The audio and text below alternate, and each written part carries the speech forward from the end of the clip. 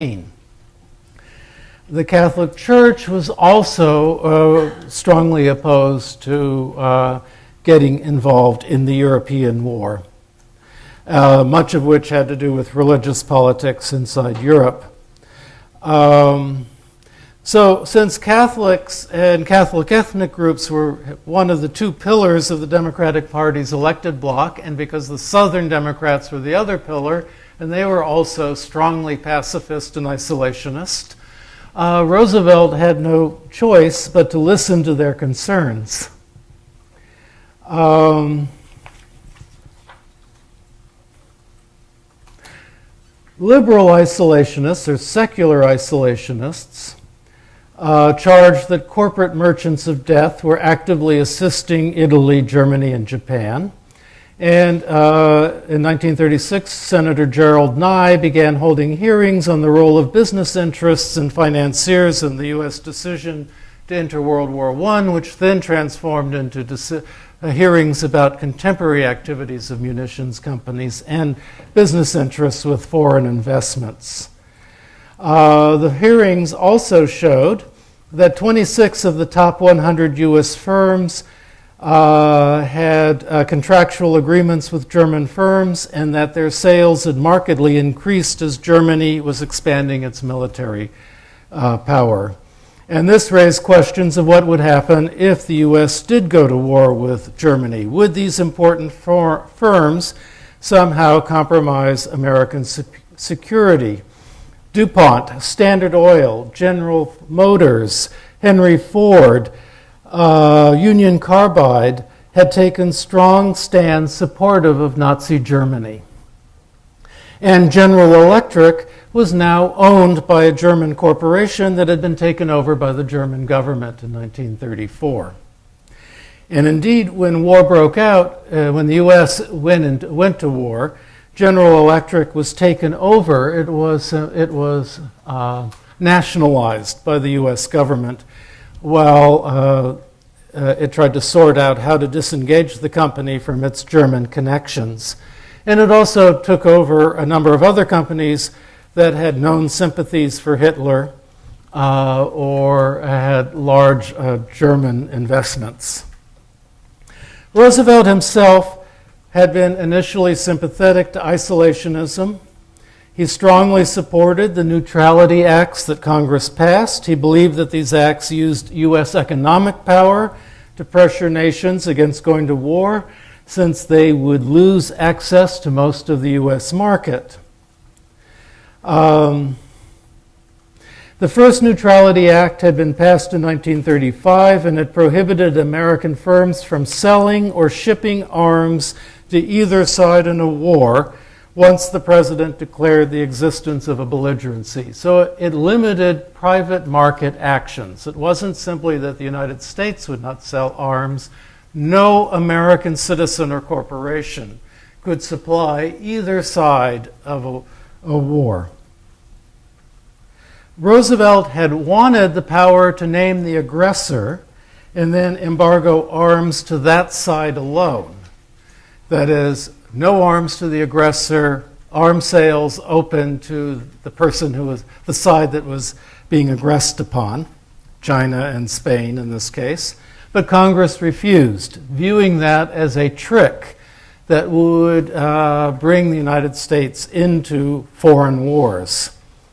And then in 1936, the second Neutrality Act passed by Congress forbade American banks or business institutions from making loans to any citizen or corporation in a belligerent country. The 1937 Neutrality Act stated that nations at war would have to pay cash for any non-military purchases from American sources and use their own ships to transport the goods. What did this mean? Japan was a belligerent. So it couldn't buy military goods from the United States, but it was buying most of its rice from the United States and was buying most of its raw steel from the United States, which after 1937, it meant that Japan had to give hard cash, hard currency, for its anything it bought in the United States, and it had to ship the goods on its own vessels.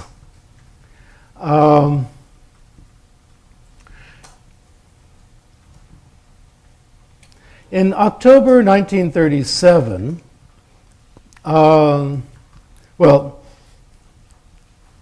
Roosevelt decided at the end of 1937 to help China by undeclaring the existence of belligerency or war. So he declared that there was no conflict going on in China, even though there was one of the bloodiest wars going on in history, which then left China free to be able to buy things. He called, in October 1937, Roosevelt decisively broke with isolationists when he gave a speech denouncing the aggression in both Spain and China, and he called for a policy of quarantining aggressor nations to end what he called an epidemic of world lawlessness. Confirmed isolationists condemned Roosevelt for inching the country into a war it would regret. And then the following month, in November 1937, the Japanese tested Roosevelt's intentions by sinking an American naval vessel that was escorting a Standard Oil Company tanker in China. Roosevelt demanded an apology. Japan refused, and Roosevelt did nothing to back up his demands.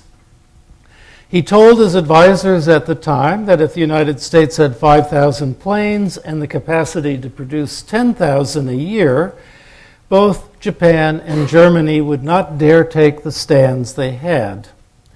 This is probably questionable, but the fact remains that the United States lacked military power, it lacked any credible military power, and it could rely only on its economic potential. I think this is an incontrovertible fact. The United States did not have a military position that was in any way comparable to its economic power. And by the end of the 30s, it was coming up against the limits of relying on economic power alone. Roosevelt increased aid to China, and the first major government military contracts were made with the Chinese government, pointing to a new role that the U.S. was going to be playing in the world by sending military equipment to other countries. So the first U.S. delivery of military equipment went to China in 1938. The U.S. also at this time put an embargo on the shipment of any airplanes to Japan, civilian use as well as military. Then in 1939, the U.S. abrogated the 1911 Japanese-American Trade Treaty. The U.S. continued to ship oil, cotton, and machinery to Japan, but the administration kept hinting that unless Japan retreated from China, economic sanctions would expand into basic necessities that the Japanese bought from the United States. So when war broke out in Europe in September 1939, U.S.-Japanese relations were already in a stalemate. The U.S. was actively supporting China through increased military aid and financial support. From the Japanese perspective, the United States was preventing the war from coming to an end. It was preventing the Japanese from successfully completing their conquest of China. And at the same time, the United States was increasingly restricting Japanese access to the U.S. market, making it more difficult for Japan's economy. The amount of food the Japanese people consumed started declining. The quality of their industrial production started to decline. They began to have energy shortfall problems. All of which was a conscious set of goals of the United States government, that you could, particularly Japan, could be blackmailed, cornered into stopping the war in China and beginning some kind of negotiated settlement to that conflict. But the Japanese looked at the United States and they saw a country that had no capacity, from their perspective, to wage a war. When war broke out in Europe in September 1939, the U.S. began a lengthy debate about its role. Polls showed that 75% of Americans favored Britain and France and wanted the United States to supply aid to them, as it had already been doing to China. So essentially, at the beginning of World War II, formal World War II, the American public was already aligning with France, Britain, and China, that the alliances that would come to pass in the war were already being supported on some level by the American people, but an equally large majority, that is 75%, wanted the United States to stay out of the war and, if necessary, to use its military force only to create a security barrier that would prevent any foreign country from getting close to the United States or its interests. The America First League and the Committee to Defend America by Aiding the Allies were both organized in 1940, shortly after the fall of France, as part of an increased mobilization over the question of war and peace. The America First League was a group demanding that the United States under no circumstances get involved in either the Asian or European wars, and the Committee to Defend America by Aiding the Allies wanted the Neutrality Acts amended so that the United States could expand its aid to the forces fighting Nazi Germany and Japan.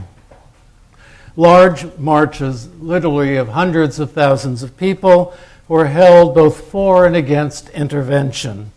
Isolationist sympathies started declining, and Roosevelt began to charge that many isolationists were agents of the Nazis.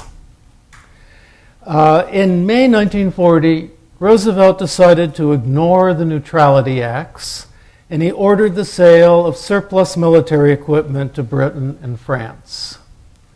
In September, the president traded 50 U.S. destroyers for 8 British bases in Canada, Bermuda, and the Caribbean.